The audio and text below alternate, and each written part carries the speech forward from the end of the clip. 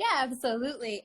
So they all sound like totally, completely unrelated conditions. Like, how can ovaries and liver and diabetes all be related? It sounds very strange to someone without a medical background, but they're actually all caused by toxic levels of insulin in the body. We develop these very high insulin levels that create this condition called hyperinsulinemia, and that leads to the development of insulin resistance. And it affects our bodies in different ways. So I like to think of PCOS sort of as like diabetes of the ovaries, more or less, or Alzheimer's disease to be diabetes of the brain.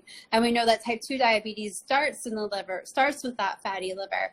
So what fasting does is fasting lowers the insulin levels. But what's unique about fasting that differs from a low carb or ketogenic diet is that fasting helps break the cycle of insulin resistance. So when you already have a metabolic condition like type 2 diabetes or PCOS or fatty liver disease, you have something called insulin resistance. And insulin resistance causes your body to produce more insulin all on its own. So a lot of people think, hey, I'm just going to try a low carb or ketogenic diet because low carb or ketogenic diets don't add more insulin to the system, whereas high carb and high processed food diets add a lot of insulin to the system. But it doesn't really matter very much because even if you don't add more insulin to the system through diet, the insulin resistance will drive up the insulin itself. So what's great about fasting is that fasting actually helps break the cycle of insulin resistance.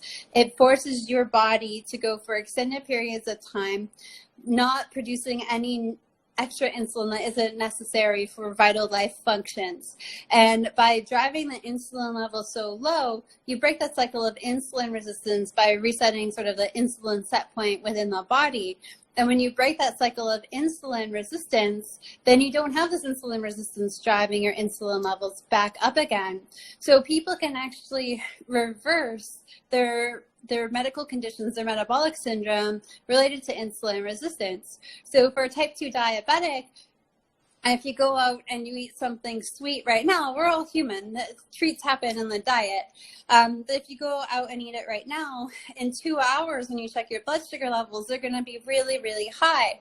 But when you incorporate fasting into the diet and you break that cycle of insulin resistance and you go on vacation or you celebrate something and you have some sugar, or more starch than you usually have, 2 hours later your blood sugar levels are going to be back down to normal. And it's due to the fasting being able to break that cycle of insulin resistance and enable the body to become insulin sensitive again.